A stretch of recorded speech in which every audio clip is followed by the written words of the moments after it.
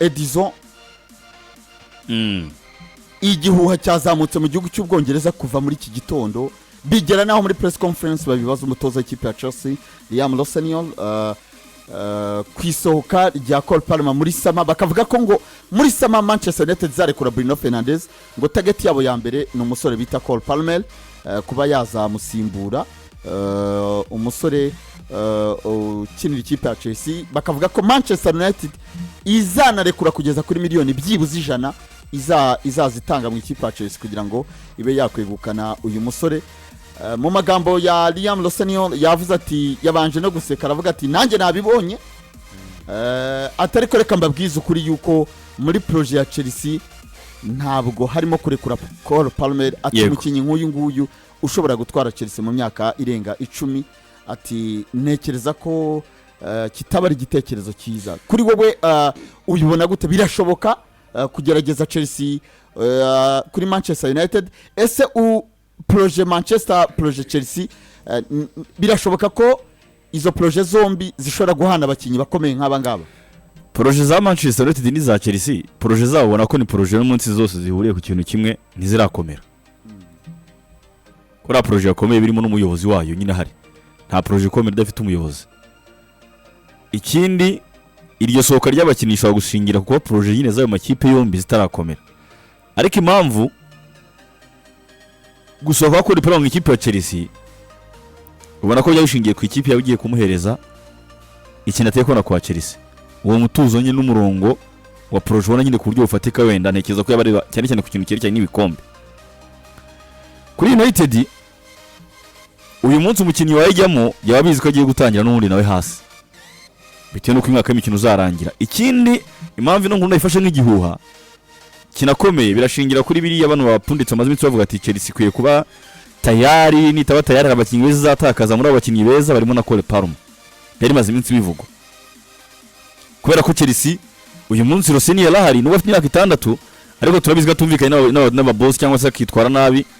na Sami shobora kujya nawe yagihaje ni mutoza ibyo nyine tumaze kumenya kubona kwa Chelsea ko byashoboka Cole Palmer rero impamvu mfata nk'igihuha wenda bikanahuzwa arakajezi igize kwifuta nakanga bagashyizeho ari umwana bakivuga ko umukunzi w'ikipe ya Manchester United mu buryo busanzwe United irimo kwerekeza ubona ko byanga byakundi zakora heavy investment nyuma gutakaza Casemiro na Bruno Fernandes azagenda ubona ko bazakora investment ifatika ku isoko rya mediateri mu mpeshyi ariko iyo umaze kubona inkuru nk'izo ngizo z'abakinnyi bazasohoka abakinnyi batagifitiye icyizere abakinnyi bamaze kwandika amabara ko bazagenda muri transfer ibintu bajya byitega ko bibaho cyane hagomba gukurikira ibihuha n'abakinnyi bigaragara nyine ko ari ku isoko beza iyo kipe ishobora kuba yabona ikindi kitankuriye cyane uyu munsi ishobora kuzankura wenda mu mpeshyi n'umutoza yamaze kuza nuko uyu munsi Manchester United ifite umutoza w'umusigire ntekereza ko kuhita utekereza wenda kuvuga ngo ugiye kwiyangaza ku isoko ry'abakinnyi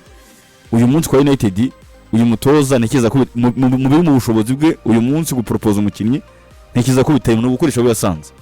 nawo ya proposa nabo mu kwa mbere iri soko ryo mu kwa mbere bishobora kuba projet Manchester United y'igihe kirekire birashoboka bakamushyira muri gahunda zabo ikindi United yatweretse ko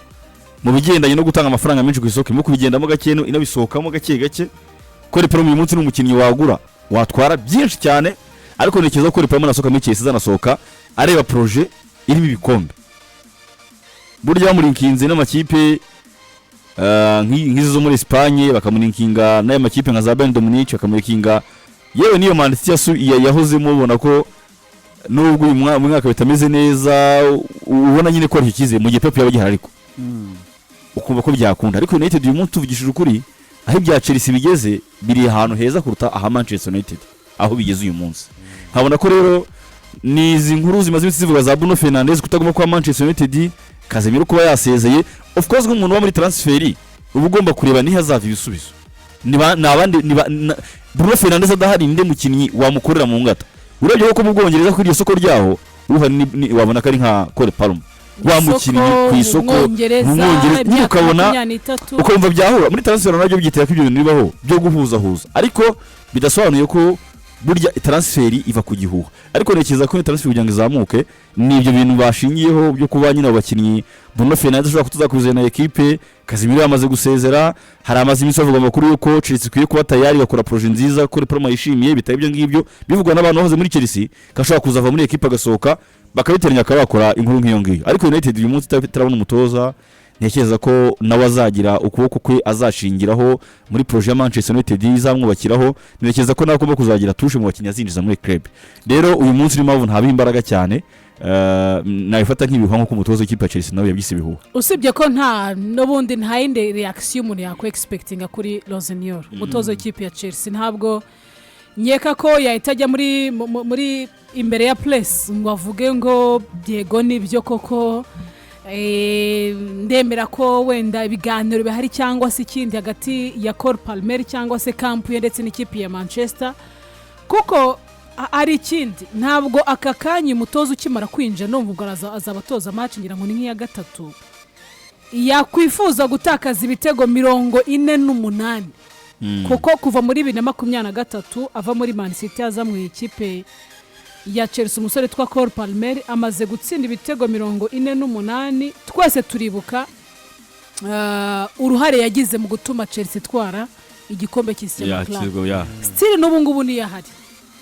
tuvuge ngo nta mvune yagize na suspension n'imwe iri gutuma nyine tubona Palmer mu kibuga tubona contribution uruhare rwa Cole Palmer mu ikipe ya Chelsea ni runini ku buryo nta mutoza nge nyeka ko mushya umaze kwinjira ukemera ko utakaza amaraso nk'aya ngaya kuko nubwo twavuga cyangwa tujya tubikomozo ngo umukinnyi uvuye muri club imwe yinjiye mu yindi muri Premier League hari uburyo byorohamo ariko still bitandukanye no kuba ufite umukinnyi umumaranye imyaka 3 hafi 3 muri groupe ngo aka kanya uri perimeta kuba wamurekura byo ntabwo rwose mbibona muri aka kanya hanyuma ikindi gihari turebe ku masezerano uyu mugabo afite icyo nemera cyo wenda United amasezerano agoye azageza muri 33 aheruka kongera amasezerano muri 2024 yongera amasezerano azamugeza muri 2033 turabivuga ngo yego Manchester ni ikipe idakangwa n'imbumbe ngira ngo no hejuru y'imbumbe yakwigaragaza byarahindutse ubuse ko bize ku ngoma ya kavukire ariko ubwo byaterwa turavuga imyaka 23 edizo yego nabyumva umusore w'umwongereza udashidikanya ko yuko yaza akaguha umusaruro wenda aho ngaho gatoya kuri karasi cyara yakomojeho Chelsea n'ubwo tubona ikipe ya business reka dusubire muri sama turebe reaction bakoze Real Madrid maze Real Madrid yareruye nyirivuga ko yakwifuza gutunga uyu munyargentine Enzo Fernandez byasabye ko ubuyobozi bwa Chelsea nyine bwiprononse ko bati ntago tugurisha uyu mukinnyi nubwo ikora business ariko hari abantu yizera ko ino projet bizashingiraho Real Madrid yavuze ko yajya ku isoko bya Enzo Fernandez wumva ko n'ubungubu bikiva ko ashobora kuzasubira mu mpeshyi ikagerageza Chelsea hari abakinnyi bamaze kwerekana ko ntibagurishwa hari abagurishwa ko batagurishwa ndekiza ko ngo batagurishwa nakore Parumarimo sofa hari ikintu umuntu ashaka gutekereza iyi sezo Manchester irangije imbere ya Chelsea sibyo birashoboka nibishoboka igakonvenka ikagenda ikabwira uwitwa Cole Palmer ko iri bumugire umukinnyi uhembwa amafaranga menshi yego akaza gusimbura Bruno Fernandes bakamwereka investment ifatika kuri Manchester United itari kuri we gusa iri no kuri equipe wenda baguze undi defenseur mwiza baguze undi mediateur kuko bemeye gusora Casemiro bakazagura undi mediateur mwiza abataka bo barahari ntabwo bishoboka ko umukinnyi ubwe ashobora gukora move tubitekereze ko nacyo birashoboka ko akaza mu bushake bw'umukinnyi birashoboka ko club ishobora kuba yavuga ati nitugurisha sibyo ariko byatewe nuko wenda Manchester United yabonye qualification ya Champions League bakaba banavuga bati nyuma kubona qualification ntabwo tukire equipe kuzongera kugaruka nyuma y'imyaka 2 cyangwa 3 reka dusimante umwanya wacu muri Champions League tugumemo kugumamo no gukora investment ntabwo bishoboka ko amafaranga ibyo bereka umukinnyi investment bari bukore yo kwinjiza abandi bakinnyi bishobora gutuma Cole Palmer ahindura ibitekerezo. Kugeza kuri ubu Manchester United iracyari club nini kurusha Chelsea. Abantu bamba bare kubivuga biterwa nuko wowe wenda ushaka gukunda equipe yawe, ariko ntabwo navuze mu kibuga, ndavuga ku izina brand ntibishoboka. Nge mbona ahubwo ikintu giteye mu nyanja muri Manchester United tutanabiganira ibyo bintu nuko idafite aka kanya ntiza umuntu uzayiyobora. Niho nanjye ndimo nashingira ikibazo. Ntiza umuntu uzayiyobora aka kanya ngo imenye ngo ninde mutoza yo kuva muri 2026 muri sama ngo imenye umuntu uzayigumana. Akanya ntiyamenya niba umutoza afite projet yo kuzazanamo Cole Palmer cyangwa umukinnyi nk'uyu nguyu. Icyo ni cyo kibazo cya mbere. Ikindi ibiro by'abakinnyi bagiye bava muri Chelsea mu myaka yashize akenshi bavaga ari abakinnyi bafite bameze nkaho bamaze kuva mu bihe byabo. Nuvuga ngo Pique bamaze kwirenga. Urareba naka gafoto ema dushyireho kudaberewe di kumuhirikira ariko ya jezi yo mu myaka nk'itatu ishize. Gusa ibiro by'abakinnyi bagiye bava muri Chelsea baza muri Man mu myaka yashize bagara abakinnyi ameze nk'aho ibihe byabo babirenze. Urugero John Mate yaje muri Man yavuye muri Chelsea amaze kuba nk'umukinnyi wa Chelsea imyaka 2 ikurikiranya uw'umwaka mwiza, ariko aza muri Man agifite n'imyaka mike reka ameze nkaho imbaraga zagabanyutse. Matic nuko yaje ameze Mante bamuzanye imvune zatangiye kumwica nawe asa nkaho yari amaze umwaka wose muri Infirmary yara flopins. Simbara ko Palmer nakanyaragiye ntago ara floping, aracyari umukinnyi wa Chelsea nubwo wenda afite ibibazo by'imvune minsi ishize uyu mwaka w'imikino utamere mwiza, ariko sinyeza ko Chelsea afa kurekura umukinnyi wayo mwiza noneho mutoya bikanongera ko ari umeze nkaho ari igishushanyo ishusho ya Chelsea. Ko buri kipe bifite image umukinnyi uyiranga club image. Uwa Chelsea ni Cole Palmer kuza muri Man sinzi ikintu yayikurikiramo kirenze icyabonera muri Chelsea, kubera yuko muri Man bashaka kumwiza kumugira umukiyobora projet, umukinnyi image ikipe. Ibyo muri Chelsea arabifite. Ibikombe ntago biraza ngo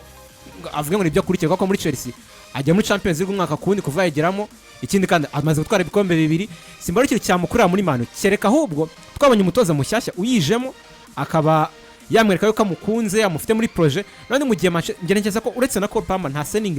nimwe muri Man akanya wahamya mu gitaragira umutoza uri permanent igihe kirekire ngo menye ngo azishimira ko akanya bashaka kuzana umutoza ufite ibitekerezo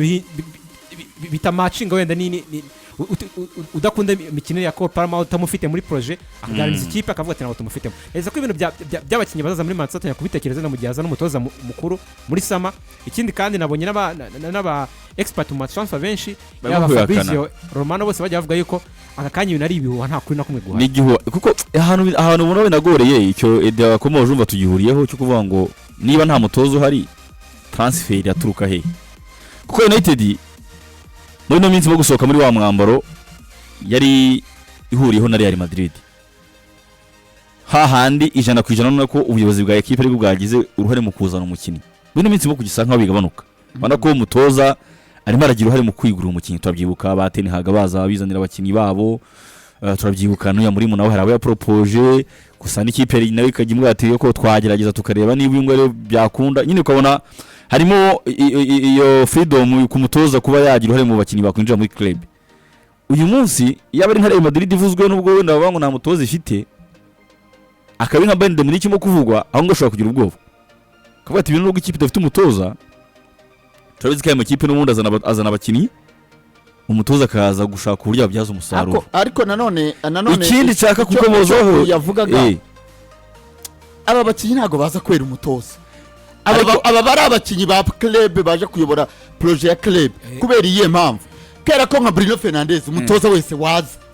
niyo waba ari impumyi niyo waba utazi kureba urumva wari muri club wari muri club bitandukanye. Aba best player y'amakipe n'ubundi umutoza zuje ategeka kubakoreramo nk'aba Mbappé nk'aba Vini umutoza zuje ugomba kwisanisha nabo, ariko bitandukanye n'umukinnyi uturutse hanze ya club n'usanzwe muri club. Ibintu bitandukanye. Ikibazo ni ikintu ntago ndi kubona ikintu Palmer yaburiye muri Chelsea yaza gushakira muri Man.